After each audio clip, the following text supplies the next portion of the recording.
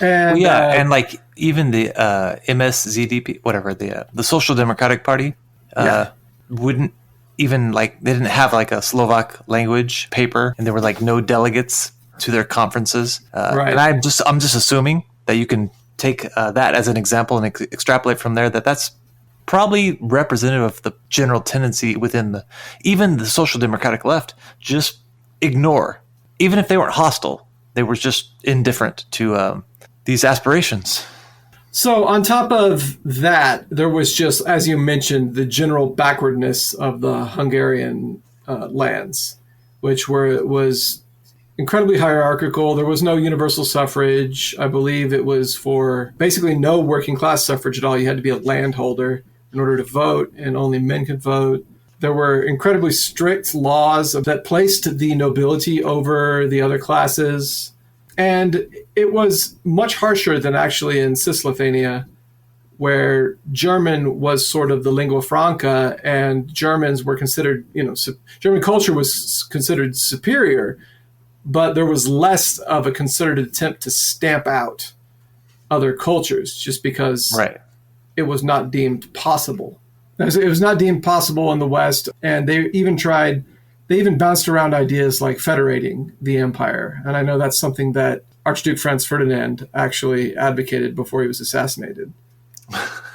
Before he got got? Before he got got. Yeah, I think one thing is that it's a question of industrial development. So like in the Austrian, let's call it whatever, the Austrian half of the empire, the German-speaking population, whatever, the German-speaking, that culture, it dominates. But the Czech culture, they're famously Prague and the Sudetenland and some other places are heavily industrialized, really big, large working class. Whereas I think in Hungary, it's dramatically more agrarian. Yes. So absolutely. There's not nearly as concentrated of an expression of like Slovak national pride or I think of anybody's, but I guess I really only know about the Slovak question. Can't know everything about everything yet. All right, so that's what it was like to be a minority population in the Hungarian half of the empire. Oh, I forgot to mention specifically there was one instance, the Černova massacre, where the Slovaks tried to have a church consecrated by a local Slovak priest, and the Hungarians wanted a Hungarian or a Magyar-speaking priest to consecrate the church. So there was a clash, and Hungarian troops fired on a crowd of Slovak churchgoers and killed a bunch of them. So that's kind of like when Slovaks think of Hungarians, they think of the Černova massacre and forced Magyarization and, their children being taken away and educated in Hungarian only and stuff like that. So that's what Slovenians and Poles and Romanians and Slovaks have in mind when they think of Hungarians. Okay, moving on to getting into the Democratic Republic, which was, I guess, seizes power during the collapse of Hungary at the end of World War I. So I really find this fascinating because there's on the one hand, this rapid industrial development and then, that, but also stagnant wages because of the war, which means declining living standards and the pre-existing, what we already talked about with when it comes to cultural and political freedom, etc. And yet in 1918, I think mostly just because of the way that just the war had exhausted everybody, the revolution seems like it kind of happens in a very relatively peaceful way. Yeah, and so the Hungarian Republic is basically saddled with an impossible task. It's getting pieces of its land taken away and given to its neighbors as a result of, having lost an aggressive war that they started, Austria-Hungary started specifically. Right. And pieces of Romania were given back. Romanian-speaking portions of Hungary were given to Romania. Slovak-speaking portions of Hungary were given to Slovakia, etc. So basically, the parts of their empire that had been carved out over the centuries were being taken away. And at the same time, a lot of their most industrialized portions of their land were taken away. So specifically, the area that was given to Slovakia, which was heavily industrialized, the only industrialized portion of Slovakia and one of the most industrialized portions of Hungary, because Hungary wanted to use Slovaks as underpaid wage laborers. Right. So they built up Slovakia, and then unfortunately their colonialism and oppression didn't work out for them, and they got their factories taken away, which was a contentious issue that really angered Hungarians. And I would say probably all Hungarians felt this way, because not only did the socialists support reclaiming those Slovak lands, because that's where the industrialized working class was, so did every other stripe of Hungarians. I guess outside of that one area that they were trying to reclaim or wanting to reclaim, I'm only aware of Budapest as as an epicenter for the workers' movement. I don't know much about Hungary at all otherwise. I only know this because of Slovakia. Slovakia is going to be my point of reference for everything that I know about Hungary outside of what we read for this episode. Yeah, I mean, that's fair. Okay, what do we got in this? The role of the MSZDP. So that's one thing I was really I'm really fascinated by, is that in all three of these major upheavals, let's call them the revolution which establishes Hungary's republic, the socialist revolution, the Soviet Republic, and then also the counter-revolution. The MSZDP plays a decisive role because they're the only popular organized force. And that means the Social Democratic Party of Hungary, for those who don't know. Yeah, it's probably easier to just say the Social Democrats. Yeah. So it makes sense in this first case, like the Social Democrats, especially in Budapest, they're who can make a government, because that's civic society, civil society. It basically is either scattered and diffuse or else concentrated in the Social Democratic Party. Right. Which is similar to Germany after the collapse of the monarchy. Yeah. There was the monarchist party, and then a smattering of smaller parties, and then the only people that anybody cared about, because they were all mad at the monarchists, were the Social Democrats. So the Social Democrats formed the Republican government. Yeah. What's this? Who was the guy's name? The first Karoli? Karoli. Yeah. Karoli, and I don't know his first name. I just remember Karoli. Yeah, it's okay. I'll probably just call him Karoli. He basically can't. He plays a very similar role to Kerensky in the Russian Revolution.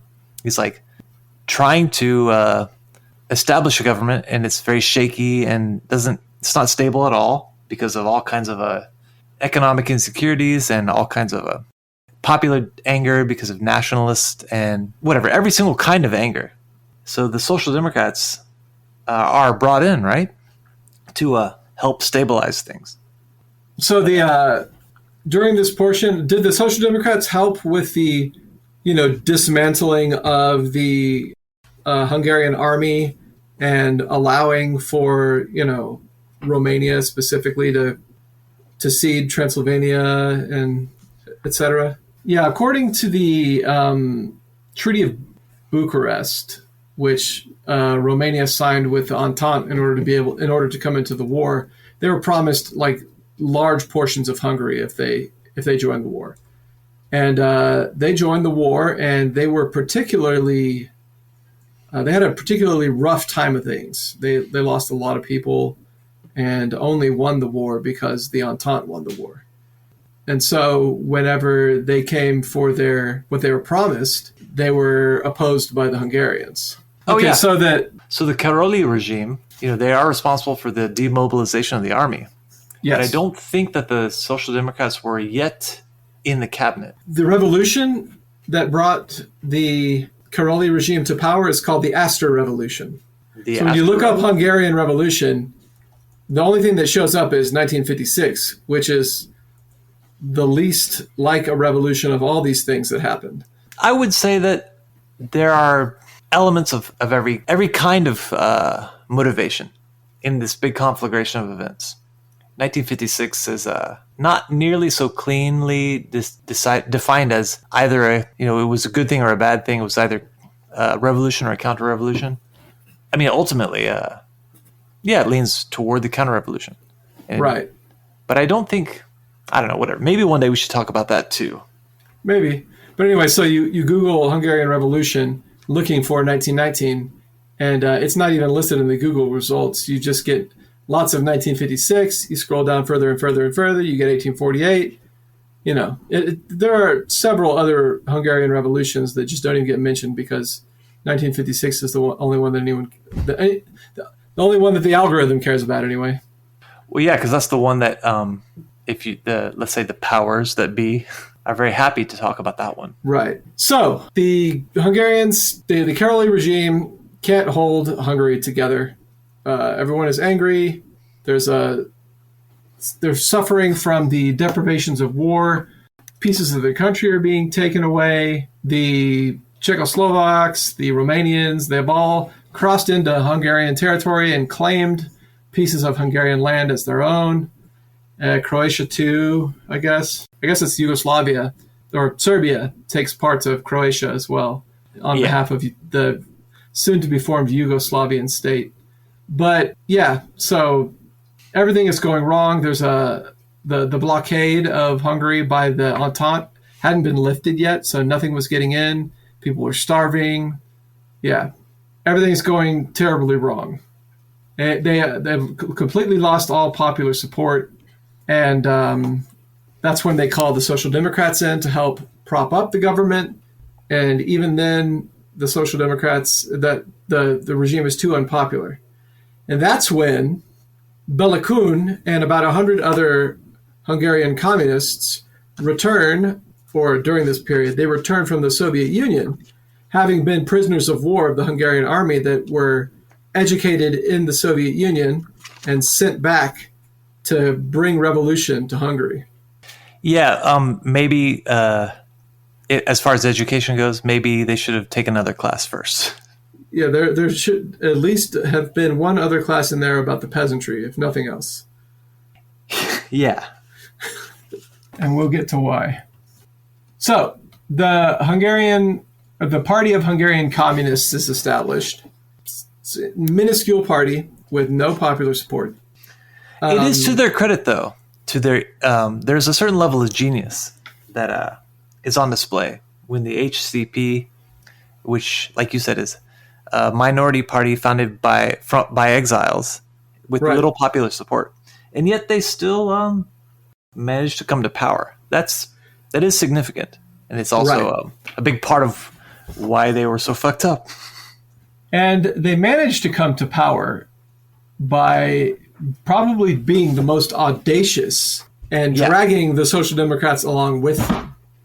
Well, yeah, there was this forced merger of the parties, because short of revolutionary enthusiasm, all of the talent was all in the Social Democratic. The part what becomes a Social Democratic faction within the Communist Party.